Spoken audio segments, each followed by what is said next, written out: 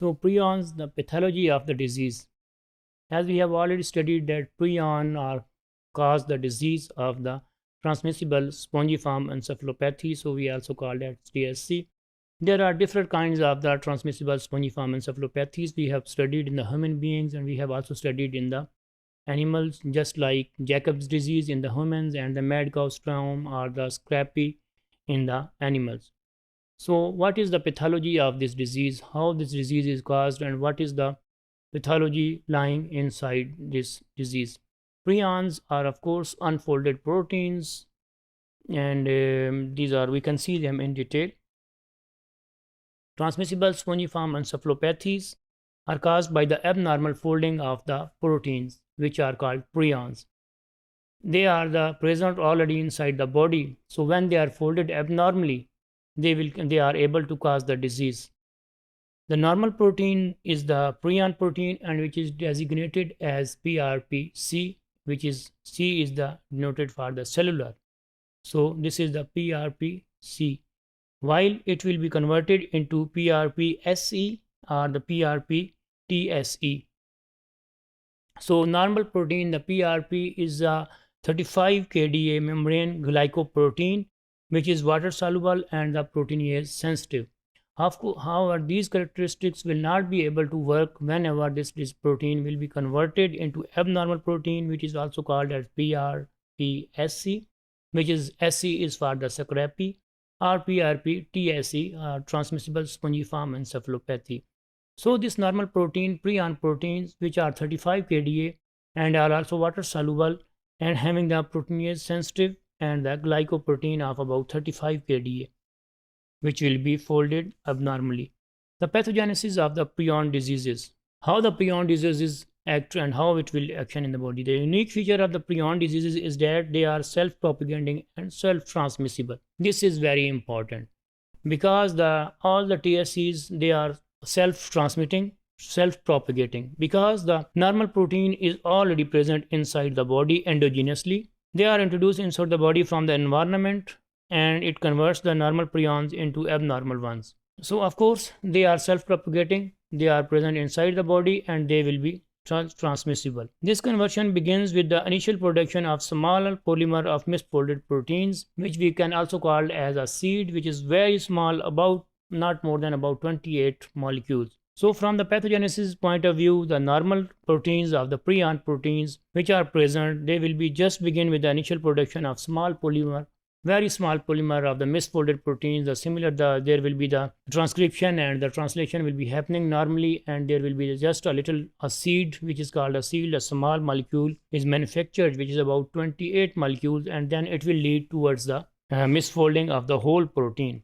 This seed converts the normal adjacent prions into abnormal ones by an unknown mechanism. Of course, this seed will take action, and this seed will take very easily to take the adjacent prions into abnormal ones.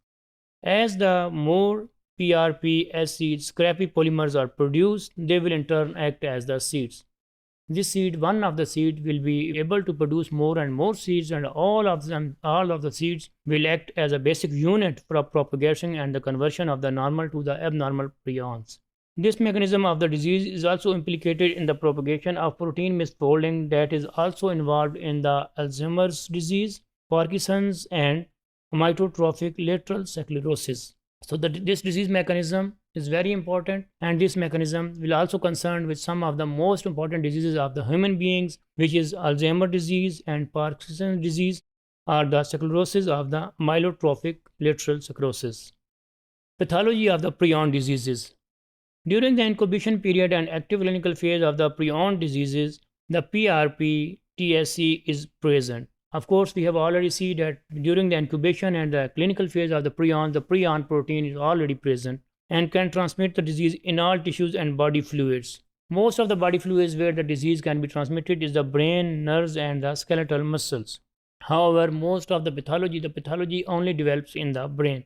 First of all, the intracytoplasmic molecules will appear in the neurons. As the disease progresses, the vacuolization becomes more pronounced and the cortical and neuropil develops a spongy appearance. This is because this is called spongiform encephalopathy. The term spongiform encephalopathy comes because of the brain tissue, which when we see under the microscope, it will give us the spongiform appearance. So from the pathology of the prions diseases point of view, at the time of the incubation period, the PRP, TSC is present, and then it can also be able to transmit the disease in all the blood and all the body fluids, and especially it will transmit it in brain and the skeletal muscles and the nerves. In most of the time, the sign and symptoms which are shown, these sign and symptoms will be regarding, which will be according to the brain, which will be just like the neurological disorder. So there will be the neurological loss, gliosis, and the brain atrophy will also be there. However, this will be only concerned with the gray matter of the brain. Most of the sign and symptoms will have nothing to do with the others. Cerebral atrophy is also usually severe. Unlike most cerebral degenerations, there is more pronounced and loss of the granular neurons. Similarly, there will be no inflammation. There is nothing to do with the cerebrospinal fluid. The disease will not cause any harm to the CSF, cerebrospinal fluid, and this will be not cause any inflammation, because all the changes, all the abnormalities, all the pathological lesions are only confined to the gray matter, and therefore the primary pathology which is shown will be only in the neural body. Here we can see the spongiform encephalopathy, the histological diagram, which is very clear from here that why this disease has been given the name of the spongiform encephalopathy, because after the disease, if we take the tissue from the brain and we can see it under the microscope, we can see such kind of the appearance of the spongiform encephalopathy.